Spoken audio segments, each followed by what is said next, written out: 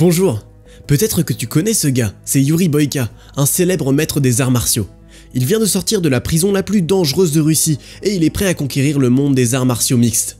Mais même dans ses pires cauchemars, il ne pouvait pas imaginer ce qu'il devra traverser sur le chemin de la renommée mondiale. Yuri Boyka vit, s'entraîne et se produit à Kiev. Il a passé 10 ans dans une colonie stricte et des centaines de combats underground auxquels il a participé pour se libérer. N'importe quelle autre personne aurait abandonné ses rêves il y a bien longtemps, mais Yuri a résisté. Il rêve de vrais titres, pas de la prison. Pendant ce temps, dans les Black Hills où le combattant a servi et combattu, un nouvel adversaire apparaît, un prisonnier fou surnommé Nightmare. Un jour, entre deux combats, Yuri Boyka va faire des dons à l'église locale. D'ailleurs, l'église a été construite grâce à lui. Le combattant essaie de trouver son salut dans la religion, mais le prêtre doute de son chemin de vie.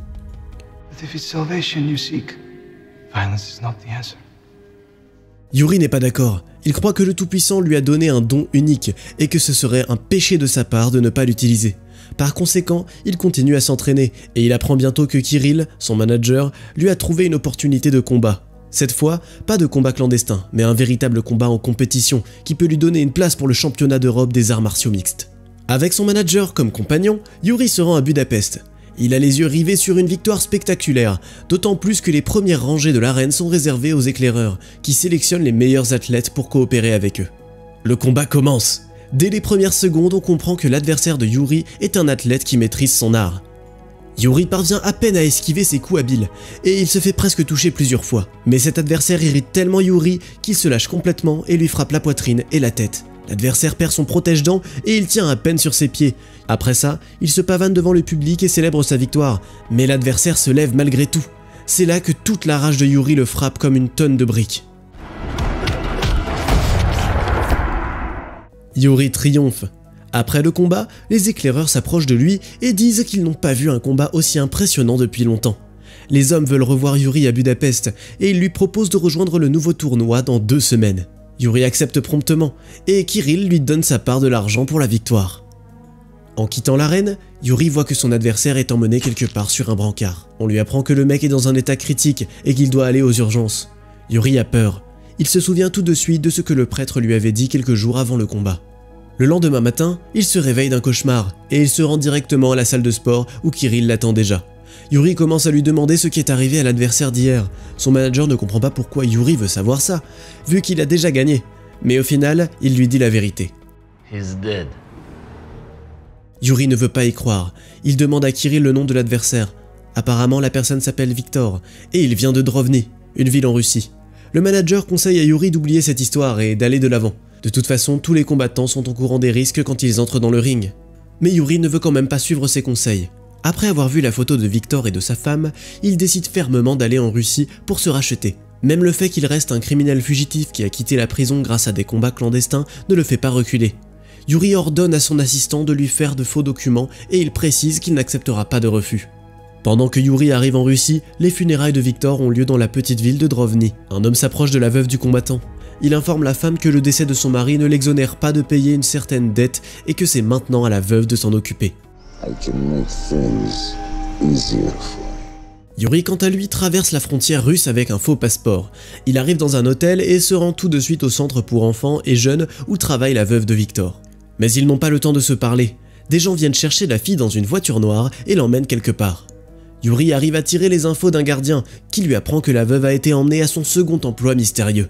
Yuri se rend à l'adresse et découvre que c'est une boîte de nuit où les combats d'arts martiaux mixtes ont lieu le soir. Il se tient à la porte et regarde le combat du champion invaincu du club, Igor Casimir. Yuri est furieux par le comportement hautain du combattant.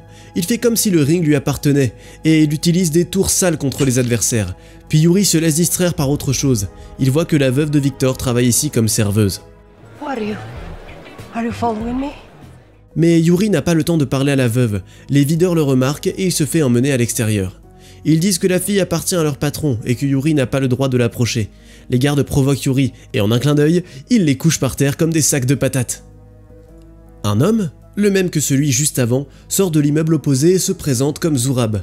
Il applaudit Yuri pour le spectacle qu'il vient de donner et il informe que la boîte lui appartient. Le chef du crime local offre même son ring à Yuri, mais ce dernier refuse l'offre. Il dit qu'il est ici pour parler à Alma, la serveuse. Là, Zurab refuse résolument et ordonne à ses gars de garder un œil sur Yuri. Mais les menaces du bandit local n'effraient pas Yuri. Le lendemain, il revient sur le lieu de travail d'Alma et, après avoir frappé l'homme de main de Zurab, rentre à l'intérieur. Au début, il hésite à dire la vérité à la veuve, exprimant seulement ses condoléances et donnant à Alma une lettre de son défunt mari.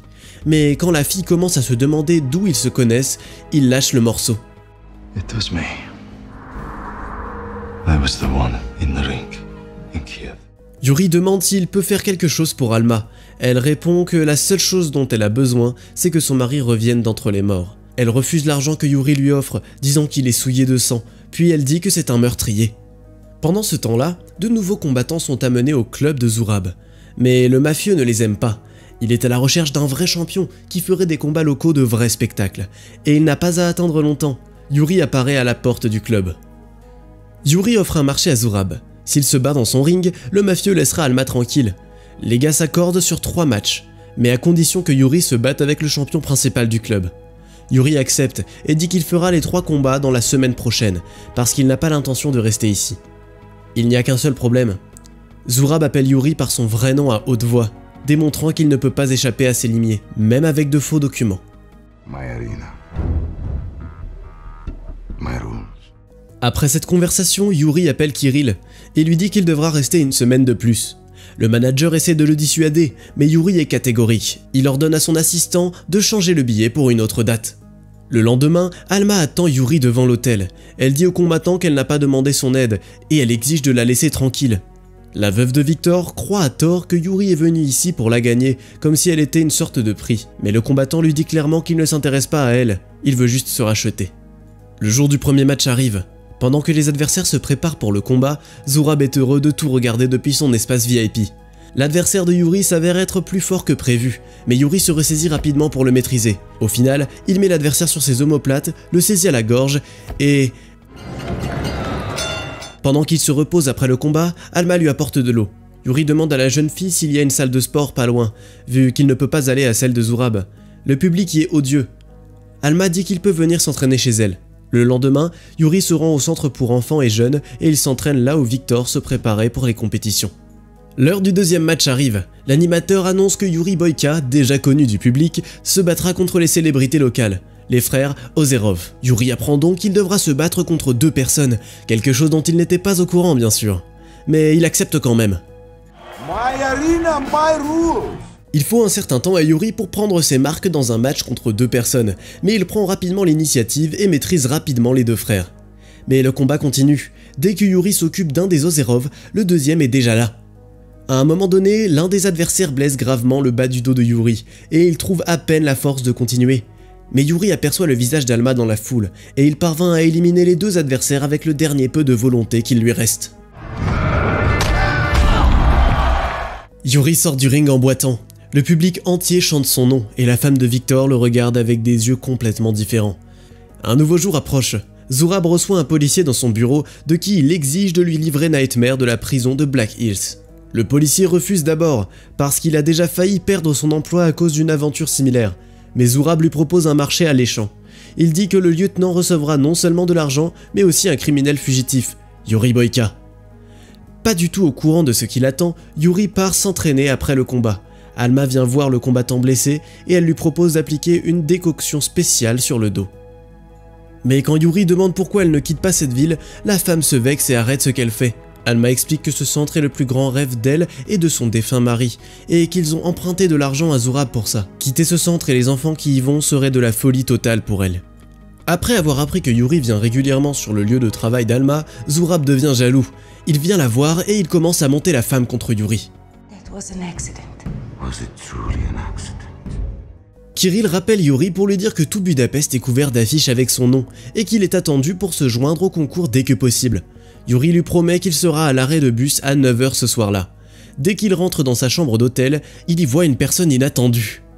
Alma veut découvrir toute la vérité sur ce qui s'est passé quand son mari est décédé. Elle est prête à entendre la vérité, que ce soit un accident ou non. Yuri raconte son histoire. Il dit qu'il a fait des choses terribles pour lesquelles il est allé en prison pendant longtemps, qu'il était un homme mauvais, plein de haine, jusqu'à ce qu'il trouve Dieu. Yuri s'est battu des centaines de fois dans les arènes les plus sales des prisons, les plus abominables. Puis quand Dieu lui a enfin donné une chance de prouver au monde entier qu'il valait quelque chose, Yuri a arrêté de voir une personne sur le ring devant lui. Pour lui, Victor n'était qu'un obstacle sur le chemin de son rêve le plus cher. Yuri sait que rien ne suffira à compenser la perte d'Alma, mais il regrette ce qu'il a fait de tout son cœur. Yuri entre finalement sur le ring contre son dernier adversaire, Igor Casimir. Il y a un combat acharné et les deux combattants se battent férocement. Mais l'adversaire joue un jeu très sale, il inflige encore plus de blessures au bas du dos déjà douloureux de Yuri, et il ne se retient pas de donner des coups dans l'aine. Yuri abandonne presque, et Casimir commence déjà à célébrer la victoire, tout fier. Mais Yuri capte une fois de plus le regard d'Alma dans la foule, et il se lève avec une vigueur renouvelée. Il devient féroce et inflige une série de coups dévastateurs au point vulnérable de son ennemi. Casimir est complètement perdu, et Yuri l'assomme facilement avec un coup de pied puissant. Yuri quitte le ring entouré de ses fans. Il pense que c'est fini pour lui ici, et qu'il peut donc aller à Budapest pour la compétition de ses rêves. Mais Zurab a d'autres projets. Il fait semblant d'avoir mal compris et dit qu'ils se sont mis d'accord sur 3 combats et un autre avec le champion. Et Casimir n'est pas un champion, juste un clown local. Yuri est furieux, mais un ultimatum lui est donné. Soit il rentre à nouveau dans le ring, soit Alma reste propriétaire de Zurab à tout jamais. Ils annoncent le combat principal de la soirée, un Yuri victorieux contre un voyou venu de prison. Yuri voit son adversaire et n'arrive pas à en croire ses yeux. Nightmare est 2 fois plus grand que lui. Zurab a fait asseoir Alma à côté de lui dans l'espace VIP et elle est paniquée. Le combat commence. Dès la première minute, Yuri perd son protège-dents et tombe. Tout le monde pense qu'il s'est fait assommer et il célèbre déjà la victoire de Nightmare. Mais Yuri ne se laisse pas faire, il a encore quelques secondes pour se lever et continuer le combat. Il voit Alma, inquiète, et Zurab en train de rigoler. Yuri recueille ses dernières forces, il est gravement blessé dans le bas du dos. Malgré ça, il continue à se battre, surmontant la douleur. Son adversaire est visiblement épuisé, et il commence aussi à flancher. Yuri pousse Nightmare avec des coups à la poitrine, se bat au sol avec lui applique une technique douloureuse pour finalement...